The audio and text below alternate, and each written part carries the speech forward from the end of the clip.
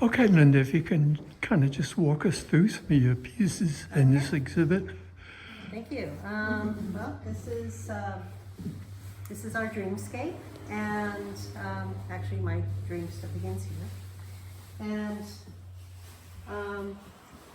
I started doing these pods, and they were like things that I was looking at under microscope and little bits of seed and things like that. And then started to depart from that a little bit, where I started thinking about, well, what happens when the wind blows and the pod starts to move and it goes someplace and it's going on an adventure and it's encased in a little cocoon, so to speak. And I started doing these little pods that were kind of being blown and being transported, and almost visualized what would it be like to be inside one of those little pods and just kind of floating through the air and going on an adventure. And then there's also another dreamscape where comes from a dream, actually, where you ever have those dreams where it makes a lot of sense in the dream, but when you wake up you go, oh, that's really ridiculous.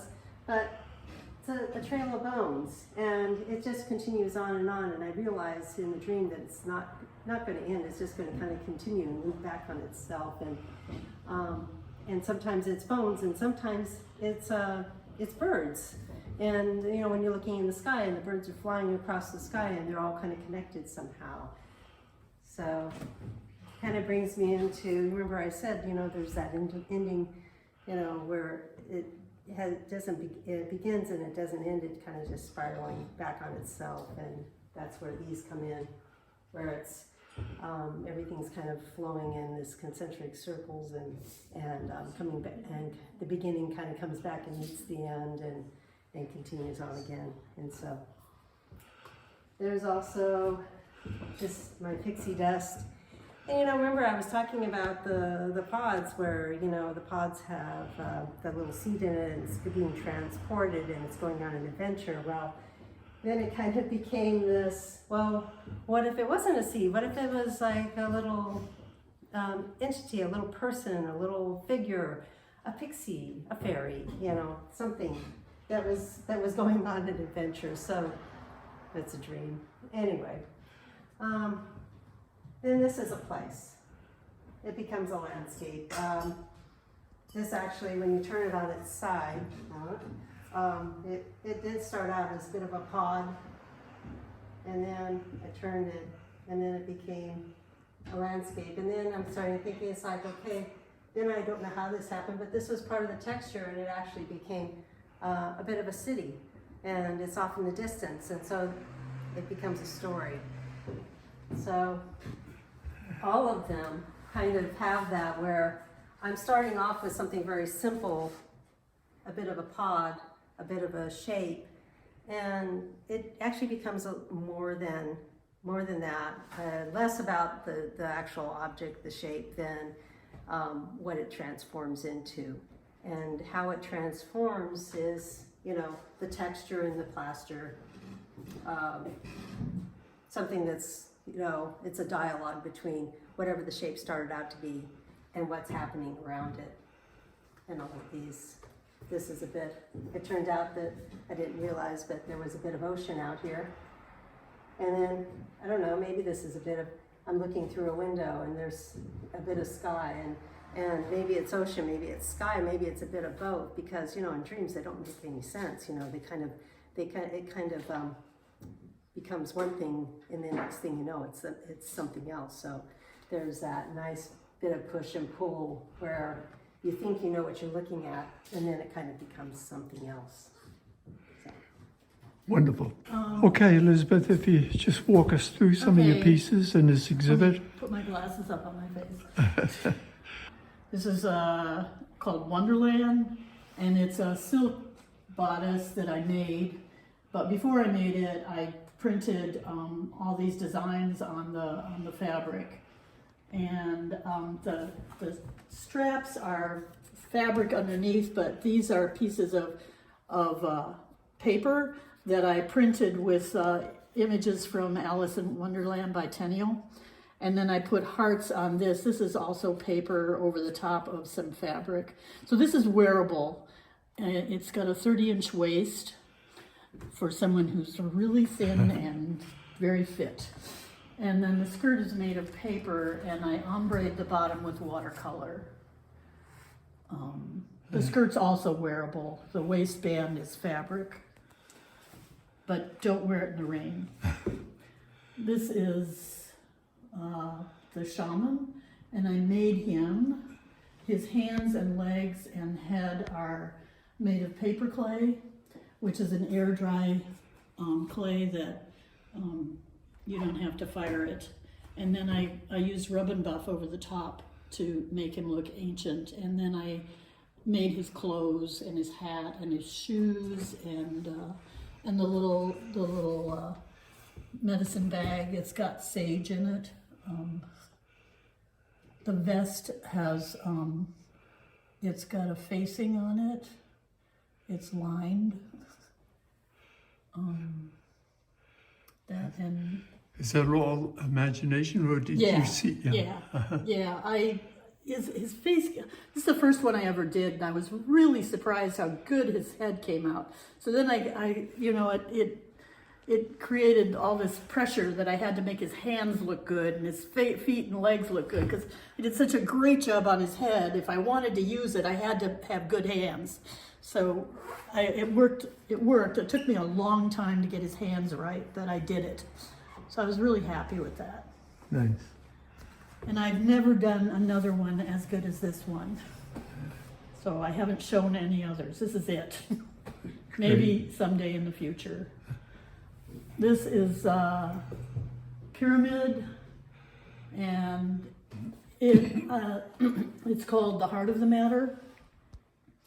It started with these feet that I got. I found them in a secondhand store, and I bought them. They're piano stool feet, and I wanted to make some kind of heart thing.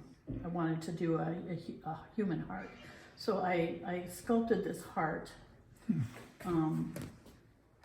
And it's made of paper clay, and then I hollowed it out. I used my Dremel and hollowed it out, so it's paper thin, and you can see the pulsing light through it. The pyramid I made of it's bookboard, 3 layers of bookboard, and I sanded the edges to make it give it an angle so that it would fit together, and then I covered them with, I had to cut this out because I had this, I wanted to be able to see into it. So I found a glass to be able to see into it. And then I covered it with copper. So this is copper that I gold leafed, and then I put India ink over the top to make it antique looking. And I had to make these because I couldn't find triangular hinges, so I made them. And then on the inside are all the words that represent the emotions that people try to hide, and cover all these really heavy emotions. And so that's why it's called The Heart of the Matter. Did you say there's a light source that goes in the heart? Yeah, it's a bike light. I took it apart, and there's this little thing inside, with the light in it, and you put the battery underneath. So I took the bike light apart and put the little thing inside. The light itself, the whole mechanism wouldn't fit inside there, so I had to take it apart to get get it small enough to fit inside the heart. Oh, okay.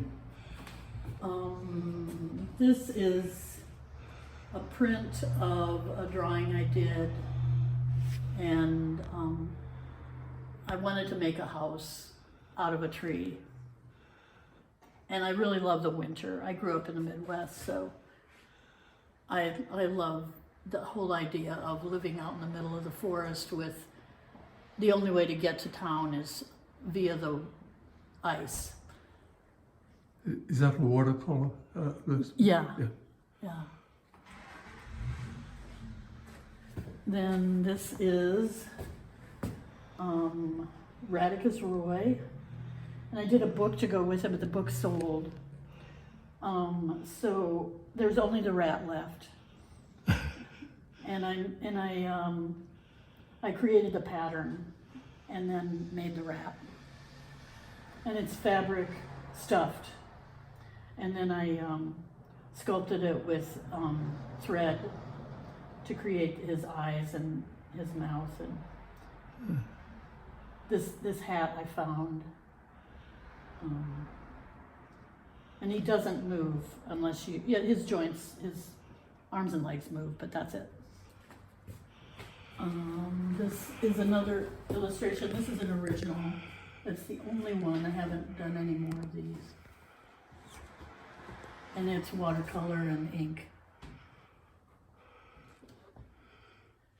And then this is called Hidden Shakespeare. It's a tailcoat that I made. And I painted the pieces before I put it together. The lining is silk, and on the lining I've written, hand wrote quotes from Shakespeare's plays. And the title is Hidden Shakespeare. So the lapels are hand stitched. I mean, there's a lot of hand stitching in this. What is that, a wool jacket or cotton? No, it's cotton canvas. Cotton canvas. I think it's cotton. Yeah. And I gessoed and sanded and then painted over. This is called Clown Alley. The doll I found, the illustration in the background I did, and I made the clothes for the doll. These accordion book kits, which people can buy and make their own accordion book.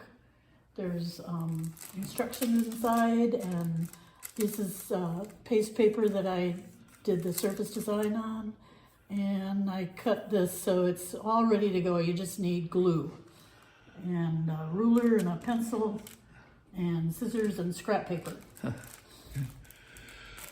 And then this is a little journal that I made. Okay, thanks a lot, Elizabeth. That was great. Very interesting. Thank you.